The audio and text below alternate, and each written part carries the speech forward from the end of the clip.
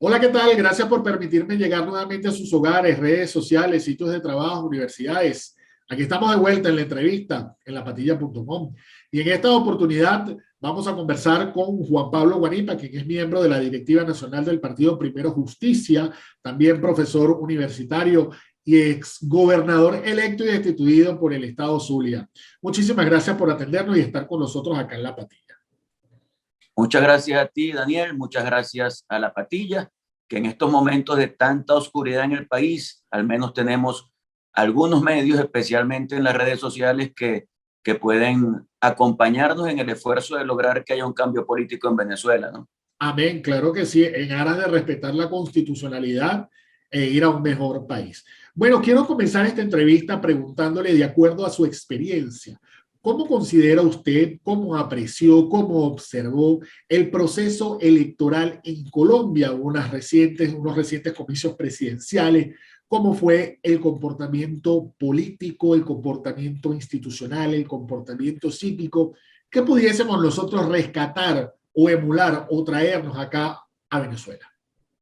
Bueno, fíjate lo que ha significado un proceso electoral en el que hay un respeto a la constitucionalidad, un respeto a la institucionalidad. Yo soy de quienes piensan, hermano, que no hay forma alguna de que nosotros podamos mejorar económica y socialmente si no tenemos instituciones políticas que respeten el Estado de Derecho, que respeten los derechos humanos, que respeten la separación de poderes, que respeten el hecho de que la Constitución está de primero en todo el entramado legislativo y legal de un país. Eso en Colombia se respetó. Y fíjate tú cómo gana las elecciones primarias, las elecciones en primera vuelta, las gana un candidato que es contrario al gobierno. Los dos son contrarios al gobierno. Y a nadie inhabilitaron, a nadie le impidieron participar. Es decir, a nadie le quitaron la tarjeta. A nadie le quitaron la tarjeta y hay un respeto a lo que es la participación política, cosa que en Venezuela no se ve.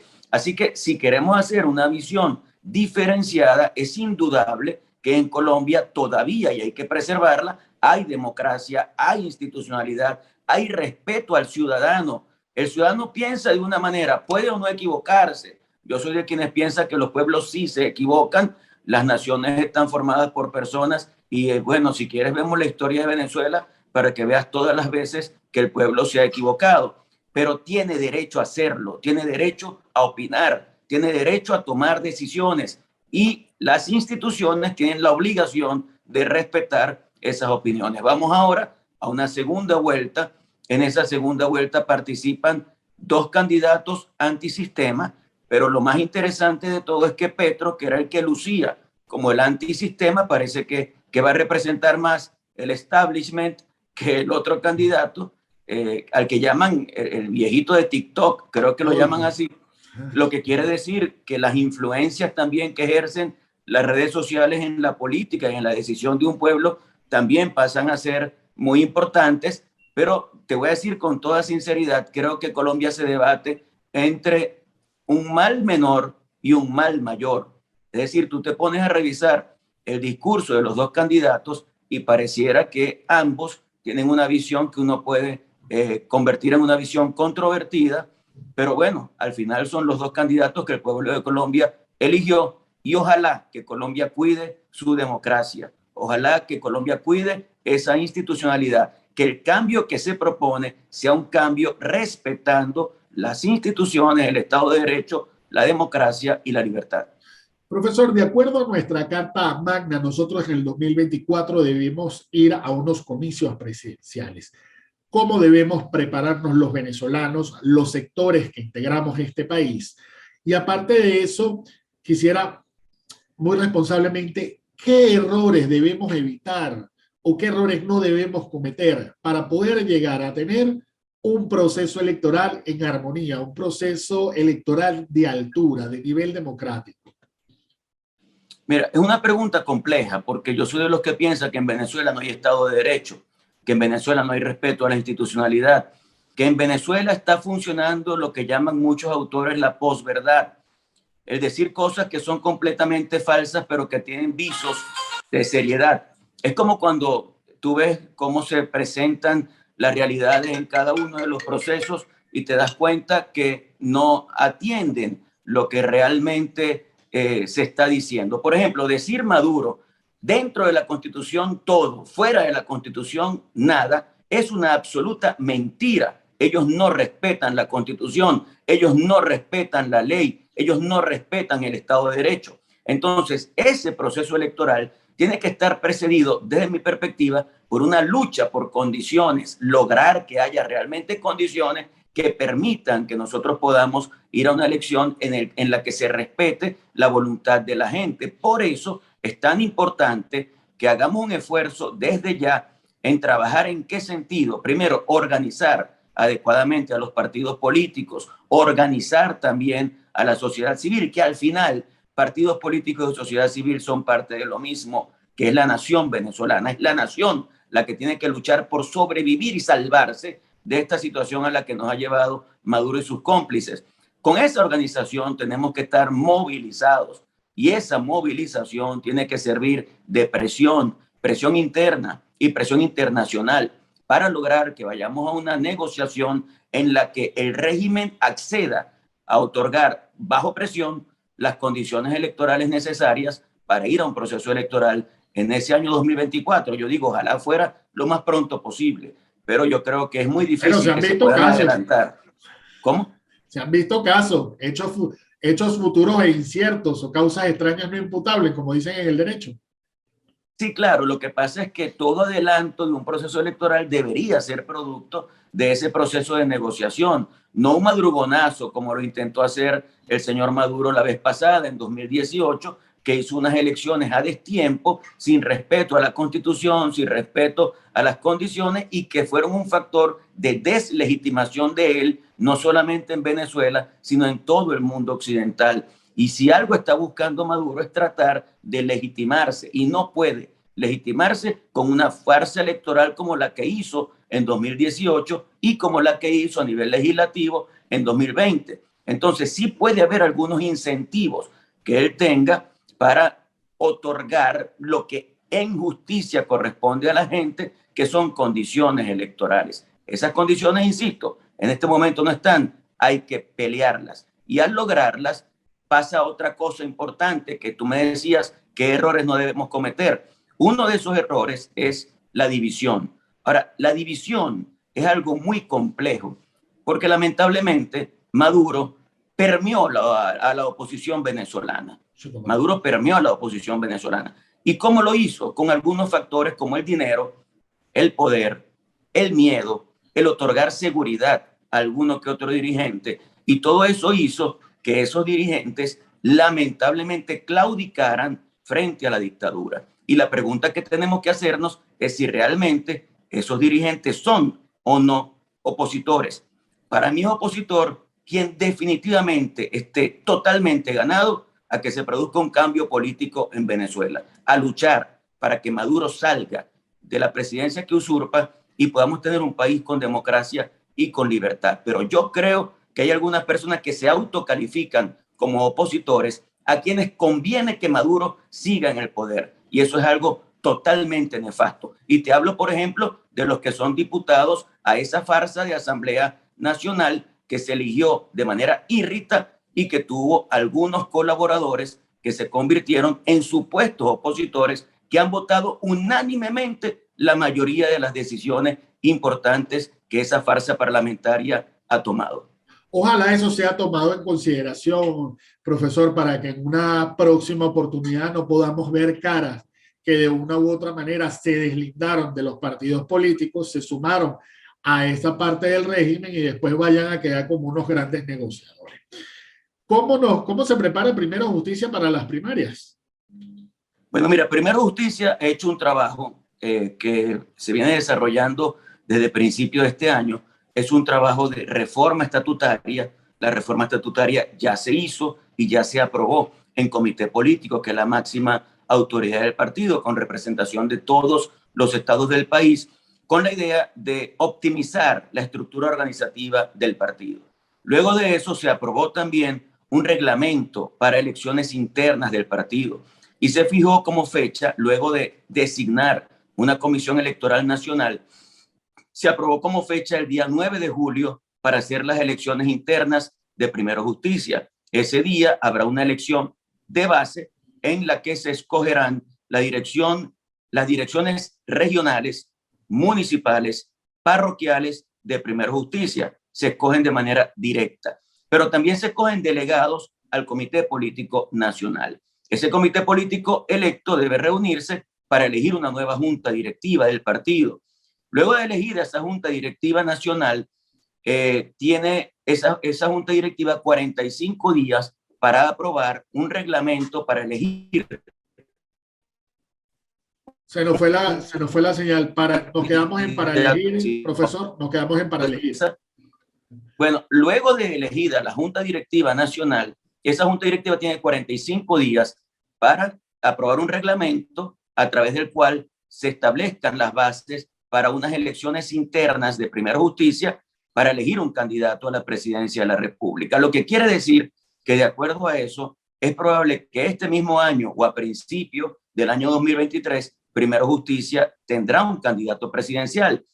Proceso por el que están pasando todos los partidos políticos. Lo ideal es que cada uno de los partidos, a través de sus mecanismos internos, elija su candidato presidencial para luego irnos a elecciones primarias, frente a las cuales hay una discusión importante y hay nudos que deben ser resueltos.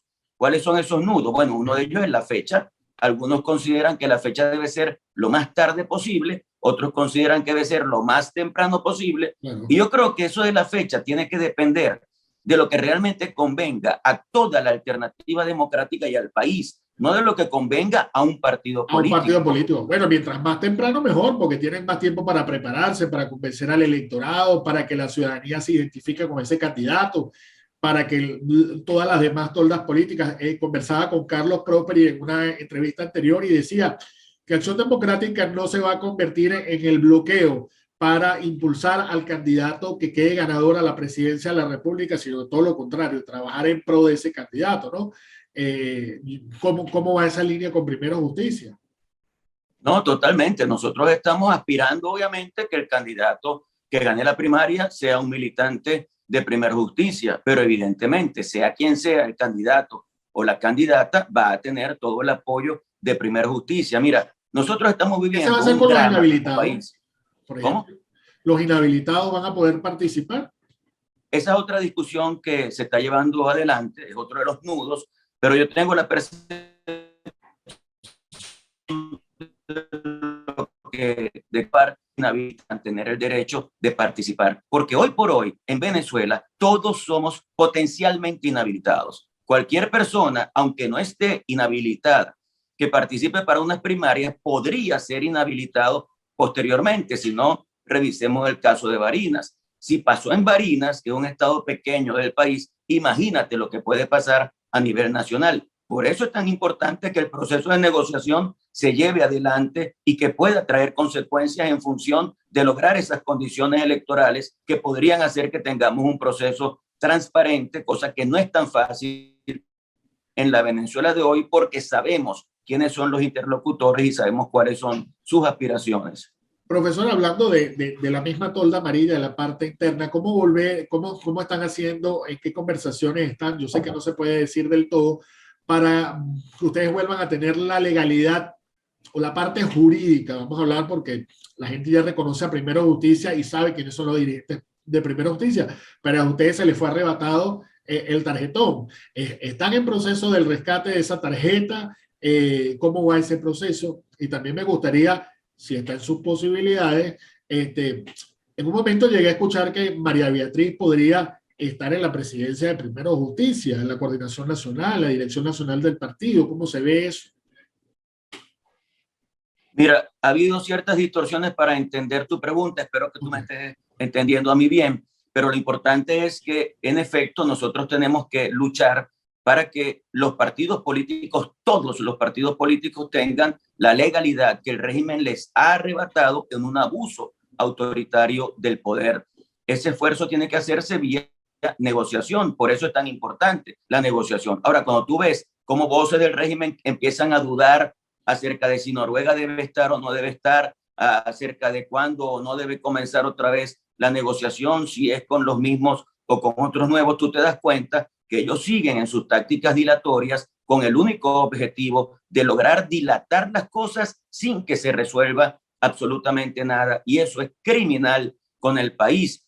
Con respecto a la conformación del cuadro directivo de Primera Justicia, la reforma estatutaria establece que hay un presidente del partido, un cargo nuevo, un presidente adjunto y 5 vicepresidentes, un vicepresidente político, un vicepresidente de organización, un vicepresidente de estrategia, relaciones internacionales y comunicaciones, un vicepresidente de nuevas generaciones y un vicepresidente de formación. Hay distintos nombres que se están barajando, pero la idea es que logremos un consenso en Primera Justicia, al menos en la conducción nacional, para evitar cualquier confrontación que pueda ser negativa para el propio partido. El momento que vive el país es un momento muy difícil y tenemos que hacer un gran esfuerzo interno para ponernos de acuerdo. María Beatriz es una excelente dirigente del partido, es una dirigente regional de Portuguesa que ha sido candidata a gobernadora y bueno, ya veremos cuál va a ser la posición que va a ocupar, pero es muy difícil adelantarse a eso porque eso depende de todas las conversaciones que se están llevando a cabo. ¿Podría Juan Pablo Guanipa medirse en primarias? Eso depende también de lo que pase dentro del partido. Fíjate, tantas cosas que están por delante, ¿no? La elección de las autoridades, la aprobación de un reglamento interno para elegir un candidato presidencial. Lo que dicen los estatutos del partido es que hay un Congreso Nacional de Primera Justicia que está integrado por todos los militantes de Primera Justicia, que es a quien corresponde avalar la candidatura presidencial. Así que yo creo que lo mejor para eso es esperar que esos procesos vayan sucediéndose en Primera Justicia. Y yo soy de los que piensa que el nombre del candidato no es tan importante como lograr definitivamente que el país salga de la situación tan dramática, tan grave que está viviendo en este momento. Así que yo me anoto con el que salga de la primaria, independientemente de quién sea, con el objetivo de lograr que esta pesadilla que vive Venezuela termine definitivamente. Muchísimas gracias al profesor Juan Pablo Guanipa, exgobernador electo, exparlamentario y miembro de la directiva Primera Justicia, por estar con nosotros en La Patilla. Muy agradecido con ustedes y estaremos muy pendientes de, ojalá, aparte de usted, los demás miembros de Primera Justicia se abran un poco y que pueda ese proceso de transformación y de evolución que está teniendo el partido pueda ser de conocimiento público, aun cuando algunos resulten victoriosos y aun cuando otros sencillamente pues pueden seguir formando parte de la tolda política sin que sea un caudillismo. Ojalá de verdad y que se permita y que se tenga acceso, que la prensa pueda tener acceso a todos, porque además eso puede servir de ejemplo para otras organizaciones políticas y ejemplo también para la nueva dirigencia. Con mucho gusto, hermano, así va a ser. Mi abrazo a ti, al medio, a La Patilla y a toda la gente que nos ve y siempre la esperanza y la ilusión de que de esto vamos a salir. Amén, que así sea, de su boca a los oídos de Dios, que pasen un feliz día.